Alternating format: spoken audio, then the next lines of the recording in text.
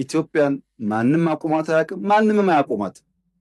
ይህም አይሆን ዝም ብሎ ባዶ ፍላጎት ሮንግ ኢንቨስትመንት ነው። በነገራችን ላይ ኢትዮጵያን መጉዳት የሚሹ ሀገራት